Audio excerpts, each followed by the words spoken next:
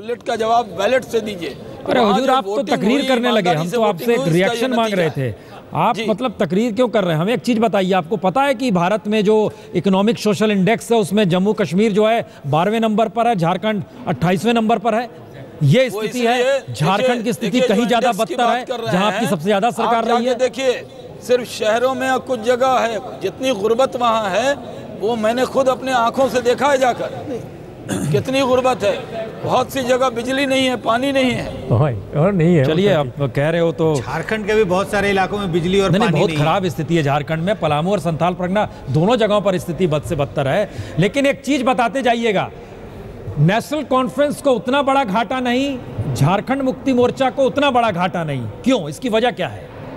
देखिए, national conference के बारे में जो उम्मीद थी और जिस तरह लग रहा था कि वो एकदम सिमट जाएगी, वैसा नहीं हुआ है।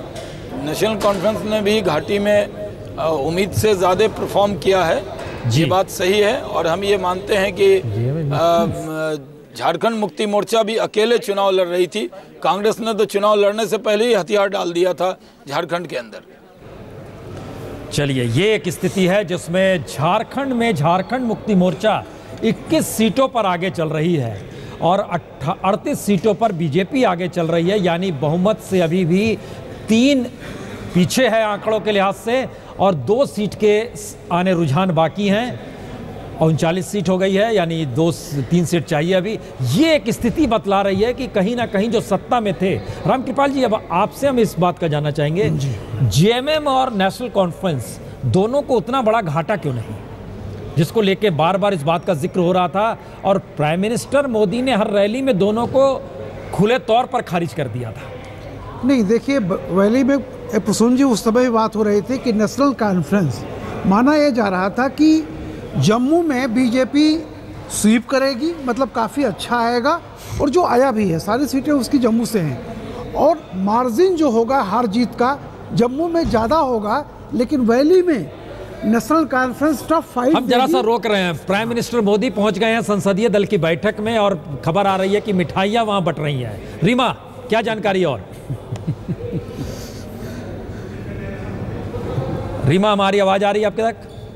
तो गर्दन टेढ़ी कर दे। हेलो, हाँ रीमा, बताइए क्या जानकारी? और मिठाइयां बट गई है, हम लोग ने चला दिया।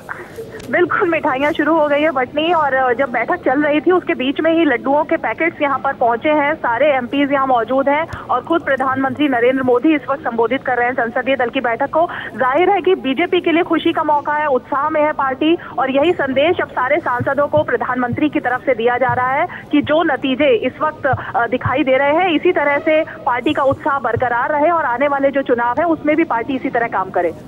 घाटी में एक भी सीट पर आगे नहीं है बीजेपी, बहुमत तक अभी झारखंड में नहीं पहुंची है, 2 सीट पर पीछे है। झारखंड मुक्ति मोर्चा यानी बाप बेटे की सरकार जो वहां पर चल रही थी वो 20 सीट पर आगे चल रही है। नेशनल कॉन्फ्रेंस जो वहां भी बाप बेटे का जिक्र हो रहा था वो 17 सीट पर आगे चल रही है। ये मैसेज क्या है बीजेपी के लिए, रीमा? देखिए, संदेश साफ है। जम्मू कश्मीर में बीजेपी लगातार ये बात कहती रही थी अंदर खाने की, घाटी में उसे उम्मीद बहुत कम है, लेकिन जम्मू रीजन में वो अच्छा करेगी। और इस वक्त जो ट्रेंड चल रहे हैं वो बीजेपी उत्साह तो दिखा रही है, लेकिन जाहिर तौर पर अभी कुछ देर उसके लिए इंतजार करना पड़ेगा। लेकिन प्रसून जी, जिस तरह बीजेपी में ट्रेंड रहा है कि नेता बढ़ चढ़कर बयानबाजी करते रहे हैं, वो आज दिखाई नहीं दे रहा है। क्योंकि अभी सिर्फ और सिर्फ अगर हम बड़े नेताओं की बात करें तो राजनाथ सिंह का एक बयान सामने आया है निकलते हुए। उन्होंने कहा कि दोनों ही राज्यों में हमारी सरकार बनेगी, और ये कहकर वो चले गए। लेकिन अब जब ये बैठक खत्म होगी तो मोदी ने आखिर क्या संदेश दिया और इन रुझानों से वो कितने आश्वस्त दिखाई दिए, वो अभी पता लगेगा। चलिए, बहुत बहुत शुक्रिया। आप नजर रखिए कि संसदीय दल कोई निर्णय लेता है, क्योंकि हर किसी की दृष्टि इसी बात पर है कि झारखंड में मुख्यमंत्री कौन होगा और जम्मू कश्मीर